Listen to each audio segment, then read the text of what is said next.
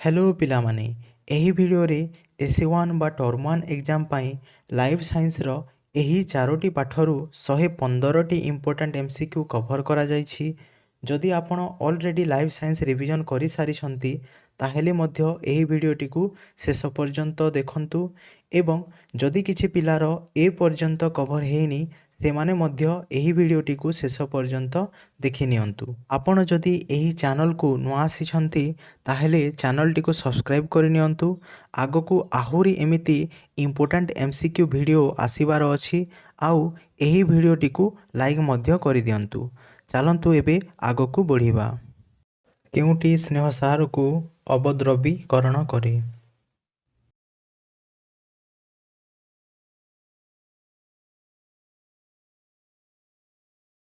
मेरुदंडी रे यूरिया केउठारे उत्पन्न हुए।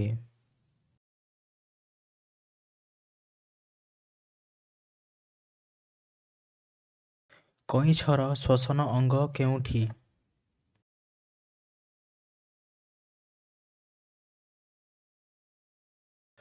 कैशिक आकर्षण जनित चाप सह केउटी मिसी उद्भिद रे जल परिवहन करिथाए।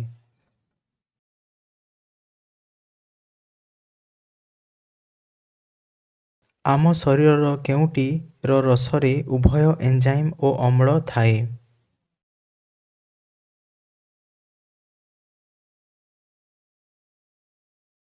साइट्रिक अम्ल चक्र को किए आविष्कार करथिले।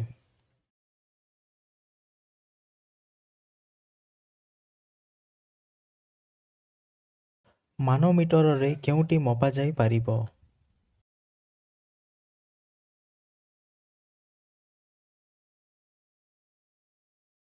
गेंडार श्वसन अंग केउटी।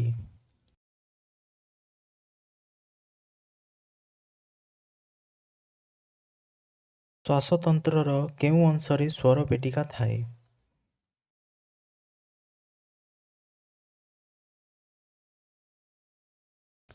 केउटी पाई सुस्थ लोकर परिस्रा ईषत हलदिया होइथाए।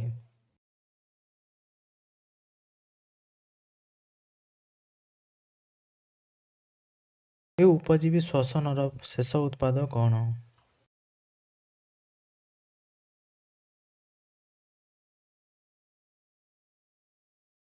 शीरा और धमनी रे केउटीर उपस्थिति रक्त जमाट बांधिबाकू दिए नाही।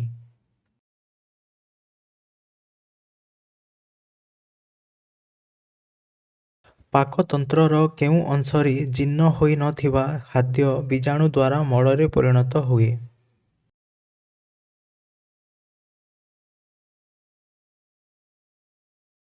जल क्षय जोगु पत्र फड़करे केउ चाप कमी जाए।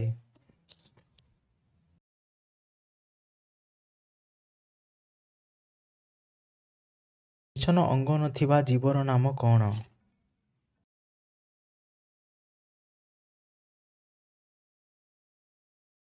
केउ लवणटी रक्त जमाट बांधिबाकू दिए नाही।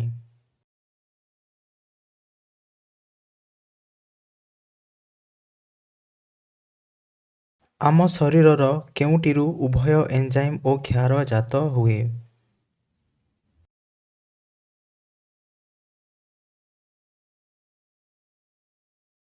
लोहित रक्त कणिकार केउठी एंटीजेन रही थाए।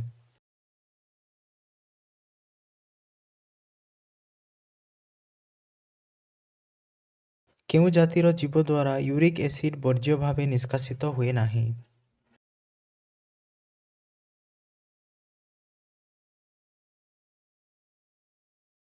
दक्षिण अलिंद और दक्षिण नीलय द्वारर कपाटिका किपरि अटे।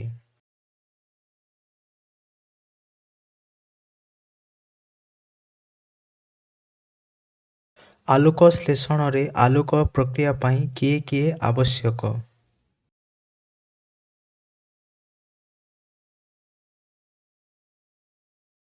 बाम अलिंद और बाम नीलय मध्यरे केउ कपाटिका थाए।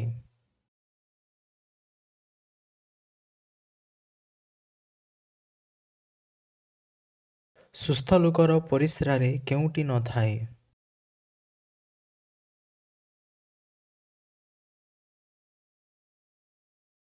लोहित रक्त कणिकार आवरण प्रोटीन रो नाम कौन।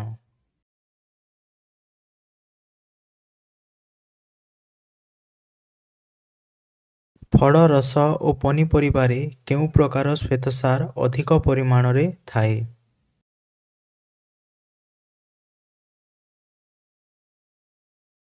ବୃକକରୁ କ୍ଷରିତ କେଉଁ ହର୍ମୋନ୍ ଲୋହିତ ରକ୍ତ ତିଆରିରେ ସହାୟକ ହୋଇଥାଏ?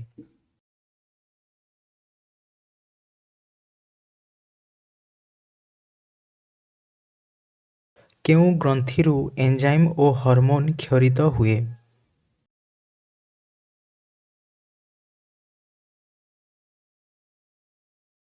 ଚେରର କେଉଁ ଅଂଶ ସକ୍ରିୟ ଶୋଷଣରେ ସାହାଯ୍ୟ କରେ?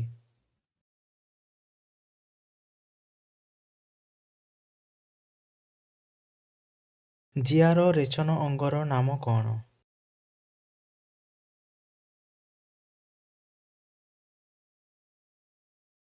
ଜଳରେ ଦ୍ରବୀଭୂତ ଶ୍ୱେତସାର ପରିବହନ କେଉଁ ପେଶୀ ଦ୍ୱାରା ଉଦ୍ଭିଦରେ ହୋଇଥାଏ?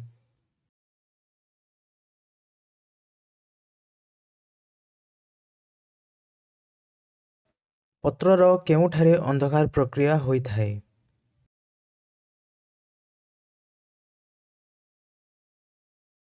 ଉଦ୍ଭିଦର କେଉଁ ପେଶୀ ଦ୍ୱାରା ଜଳ ପରିବହନ ହୋଇଥାଏ?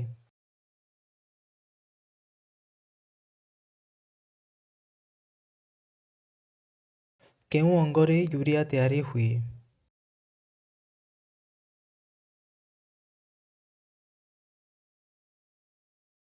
କେଉଁଟି ରକ୍ତ ଜମାଟ ବାନ୍ଧିବାକୁ ଦିଏ ନାହିଁ?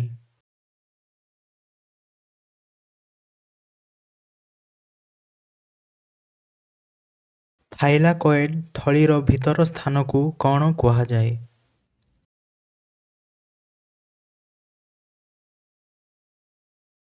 ସୁସ୍ଥ ଲୋକର ହୃତ୍ପିଣ୍ଡର ସ୍ପନ୍ଦନ ହାର ମିନିଟ୍ ପ୍ରତି କେତେ ଥର?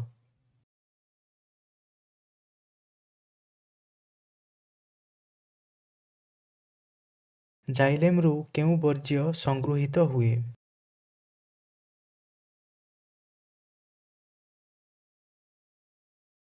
ହୃତ୍ପିଣ୍ଡର କେଉଁ କୋଠରୀ ସହିତ ଫୁସ୍ଫୁସ୍ ଧମନୀ ସଂଯୁକ୍ତ?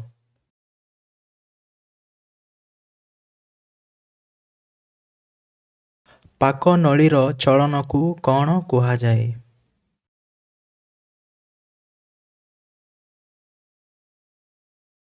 ଜୋକର ଲାଳରେ କେଉଁ ପ୍ରୋଟିନ୍ ଥାଏ?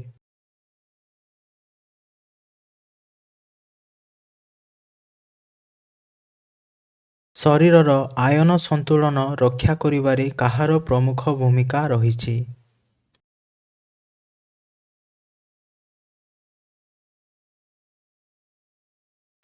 ଫୁସ୍ଫୁସୀୟ ଶିରା ହୃତ୍ପିଣ୍ଡର କେଉଁ ଅଂଶ ସହ ସଂଯୁକ୍ତ?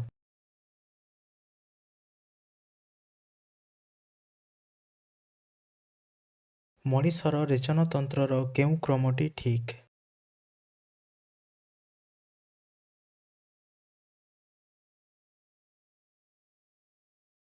ତନ୍ତୁ ଓ ନୂତନ କୋଷ ଗଠନ ପାଇଁ କେଉଁ ଖାଦ୍ୟ ଏକାନ୍ତ ଆବଶ୍ୟକ?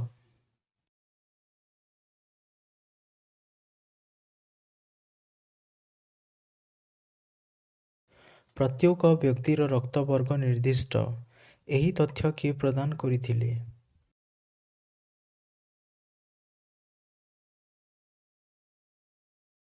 ଆମ ଶରୀରର କେଉଁ ଅଂଶରେ ୟୁରିଆ ଅଲଗା ହୁଏ?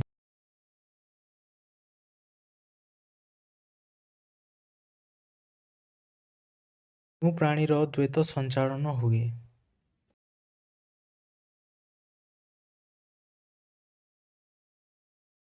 କାହାର ଶୃଙ୍ଖଳ ଦ୍ୱାରା ପ୍ରୋଟିନ୍ ଗଠିତ?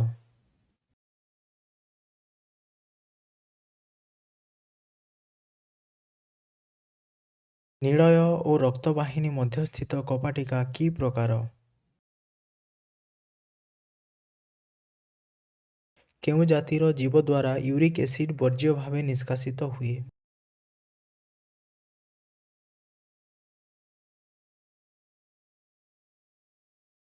ମଣିଷ୍ୟ ହୃତ୍ପିଣ୍ଡର ଚାରିଟି ପ୍ରକୋଷ୍ଠ ମଧ୍ୟରୁ କେଉଁଟି ଅଧିକ ଦକ୍ଷ?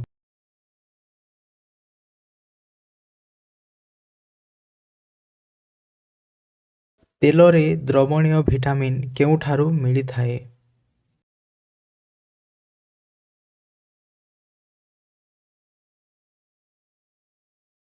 ଡାହାଣ ପଟ ନିଳୟର ସଙ୍କୋଚନ ଫଳରେ କେଉଁ ରକ୍ତ ଫୁସ୍ଫୁସ୍କୁ ଯାଏ?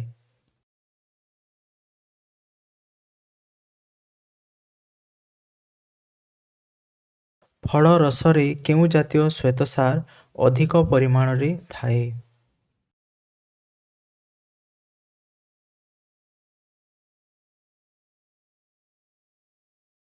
ଅନ୍ଧକାର ପ୍ରକ୍ରିୟାରେ କେଉଁ ଏଞ୍ଜାଇମ୍ ପ୍ରଥମେ CO2କୁ ଜୈବ ପଦାର୍ଥରେ ବିବନ୍ଧିତ କରିବାରେ ସାହାଯ୍ୟ କରେ?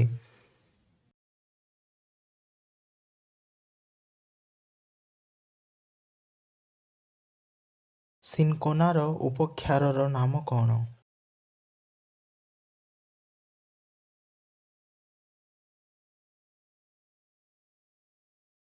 ପ୍ରଥମ ଆଲୋକ ପ୍ରତିକ୍ରିୟା କେନ୍ଦ୍ରର ନାମ କ'ଣ?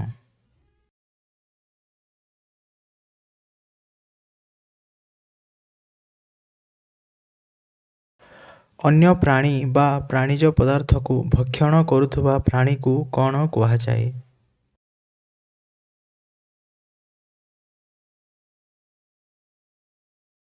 ସ୍ୱର ପେଟିକାରେ ରହିଥିବା କେଉଁଟିର କମ୍ପନ ଦ୍ୱାରା ଧ୍ୱନି ସୃଷ୍ଟି ହୁଏ?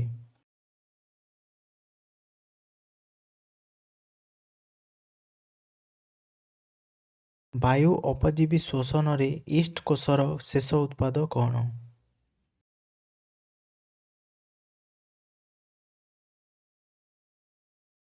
କେଉଁ ପ୍ରକ୍ରିୟାଟି ମାଇଟୋକଣ୍ଡ୍ରିଆରେ ସମାହିତ ହୋଇଥାଏ?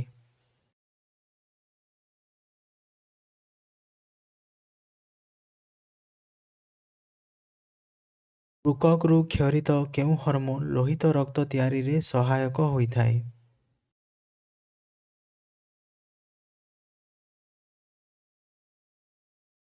ମନୁଷ୍ୟ କ୍ଷୁଦ୍ରାନ୍ତର ପ୍ରଥମ ଅଂଶକୁ କ'ଣ କୁହାଯାଏ?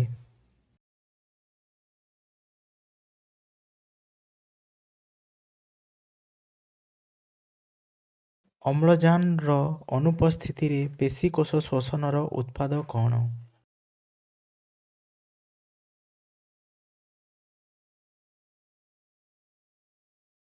ଜୀବକୋଷର ଶକ୍ତି ମୁଦ୍ରା କିଏ?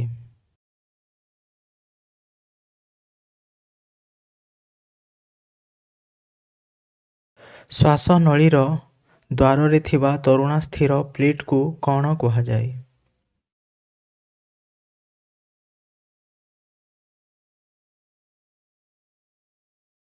ଆମ ବକ୍ଷ ଗହ୍ୱର ଓ ଉଦର ଗହ୍ୱରକୁ କିଏ ପୃଥକ୍ କରେ?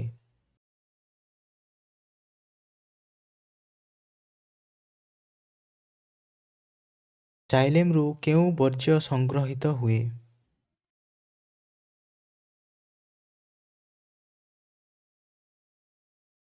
ବେଙ୍ଗଫୁଲା କାହା ଦ୍ୱାରା ଶ୍ୱାସକ୍ରିୟା କରେ?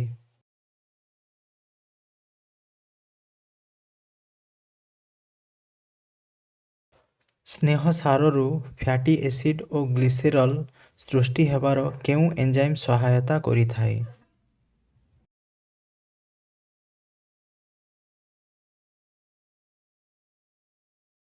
କେଉଁ ପ୍ରାଣୀର ଶୀତସୁପ୍ତି ଥାଏ?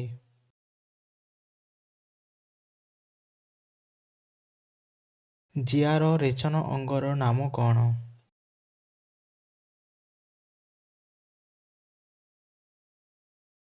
ଜଳ ଦ୍ରବଣୀୟ ଭିଟାମିନ୍ କେଉଁଥିରୁ ମିଳିଥାଏ?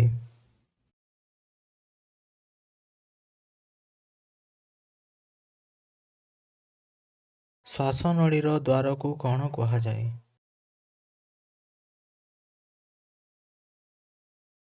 ଯକୃତର ରେଚନ ଅଙ୍ଗ କ'ଣ?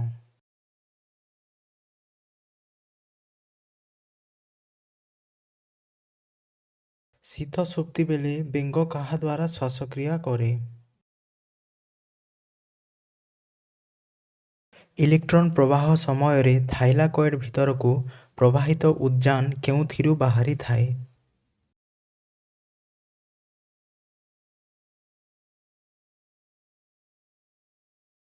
ପେଶୀକୋଷରେ କେଉଁ ପଦାର୍ଥ ସୃଷ୍ଟି ପାଇଁ ବାକୁଲା ହୋଇଥାଏ?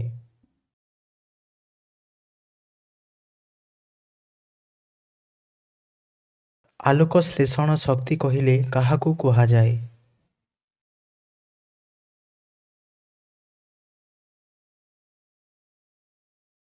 ବାଦୁଡ଼ି କେଉଁ ଅଙ୍ଗ ଦ୍ୱାରା ଶ୍ୱାସକ୍ରିୟା କରେ?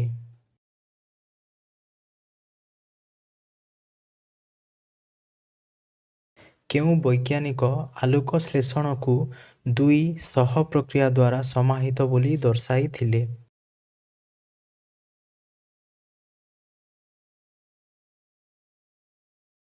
ଏଟିପି ଅଣୁ ଭାଙ୍ଗି ଏଡିପି ଓ P1ରେ ପରିଣତ ହେଲେ କେତେ କିଲୋଜୁଲ୍ ଶକ୍ତି ନିର୍ଗତ ହୋଇଥାଏ?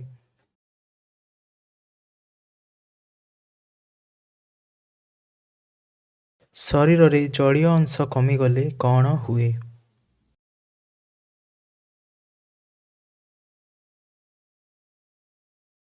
1953 ମସିହାରେ ସାଇଟ୍ରିକ୍ ଅମ୍ଳ ରକ୍ତ ଆବିଷ୍କାର ପାଇଁ କେଉଁ ବୈଜ୍ଞାନିକ ନୋବେଲ ପୁରସ୍କାର ପାଇଥିଲେ?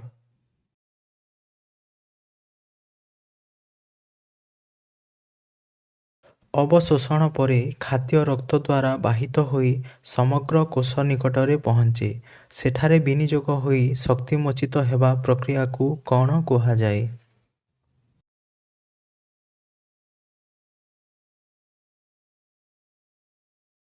ଆମ ଶରୀରର କେଉଁଟି ଏକ ଲସିକାଭ ଅଙ୍ଗ?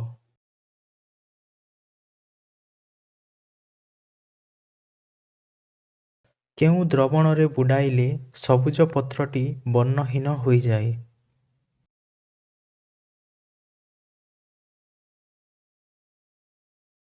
ଅସରପା କେଉଁ ଅଙ୍ଗ ଦ୍ୱାରା ଶ୍ୱାସକ୍ରିୟା କରେ?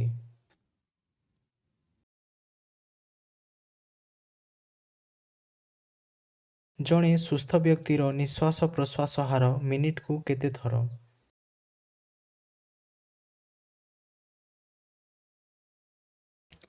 ଲାଲ ଗ୍ରନ୍ଥିରୁ କେଉଁ ଏଞ୍ଜାଇମ୍ କ୍ଷରଣ ହୁଏ?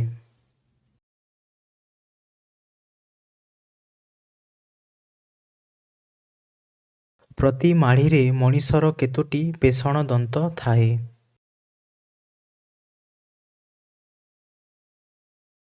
କେଉଁଠାରେ ଖାଦ୍ୟ ପଦାର୍ଥର ଅବଶୋଷଣ ହୁଏ ନାହିଁ?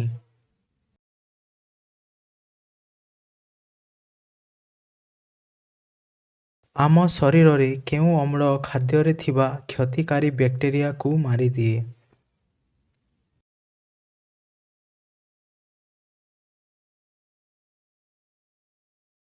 ଆମାଇଲେଜ୍ ମାଲ୍ଟୋଜକୁ କେଉଁଥିରେ ପରିଣତ କରେ?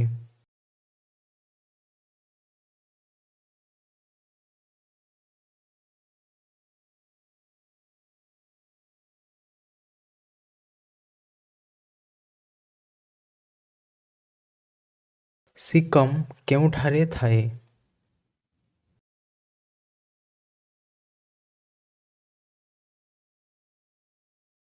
ଆମ ଶରୀରରେ ଖାଦ୍ୟକୁ ଖାଦ୍ୟନଳୀ ଭିତରକୁ ଓ ବାୟୁକୁ ଶ୍ୱାସନଳୀ ଭିତରକୁ ଚାଳିତ କରିବା ପାଇଁ କେଉଁ ଅଙ୍ଗ ରହିଛି?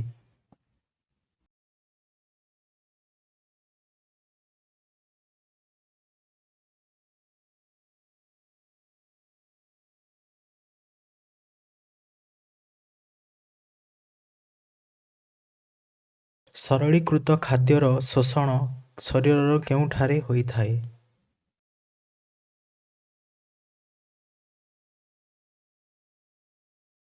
ମଣ୍ଡଦ ଲଘୁ ଆୟୋଡିନ୍ ଦ୍ରବଣ ସଂସ୍ପର୍ଶରେ ଆସିଲେ କେଉଁ ବର୍ଣ୍ଣ ଧାରଣ କରିଥାଏ?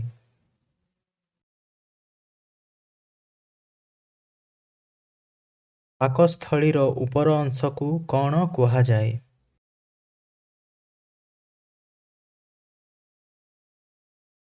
କଷ୍ଟିକ୍ ପଟାସ କେଉଁ ଗ୍ୟାସକୁ ଅବଶୋଷଣ କରେ?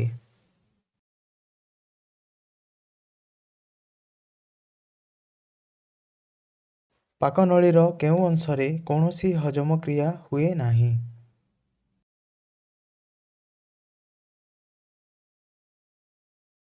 ଲାଇପେଜ୍ ଏଞ୍ଜାଇମ୍ କେଉଁ ଗ୍ରନ୍ଥିରୁ କ୍ଷରିତ ହୁଏ?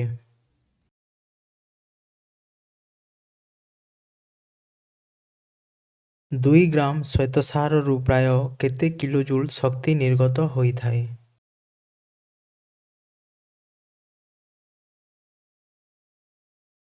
ଜୀବ ଶରୀର ମଧ୍ୟରେ ଶକ୍ତିମୋଚନ ଏକ କେଉଁ ପ୍ରକାର ପ୍ରକ୍ରିୟା?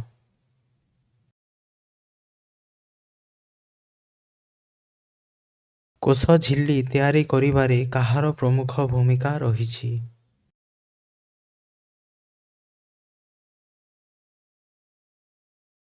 ମଳାଙ୍ଗଠାରେ କେଉଁ ପ୍ରକାର ପୋଷଣ ପ୍ରଣାଳୀ ଦେଖାଯାଏ?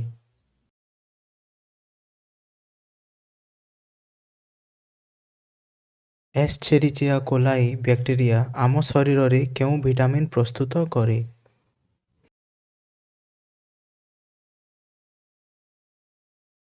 ନିମ୍ନୋକ୍ତ ମଧ୍ୟରୁ କେଉଁ ଏଞ୍ଜାଇମ୍ ସ୍ନେହସାର ଜାତୀୟ ଖାଦ୍ୟକୁ ଫ୍ୟାଟି ଏସିଡ୍ ଓ ଗ୍ଲିସେରଲ୍ରେ ପରିଣତ କରେ?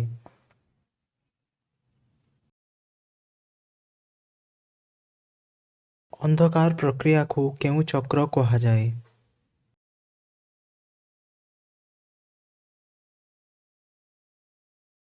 ନିମ୍ନୋକ୍ତ ମଧ୍ୟରୁ କେଉଁଥିରେ ଏଞ୍ଜାଇମ୍ ନଥାଏ? ଆଶା କରୁଛି ଭିଡ଼ିଓଟି ଭଲ ଲାଗିଥିବ। ତାହେଲେ ଚ୍ୟାନେଲକୁ ସବସ୍କ୍ରାଇବ୍ କରିଦିଅନ୍ତୁ ଏବଂ ଭିଡ଼ିଓଟିକୁ ଲାଇକ୍ ମଧ୍ୟ କରିଦିଅନ୍ତୁ। ଧନ୍ୟବାଦ।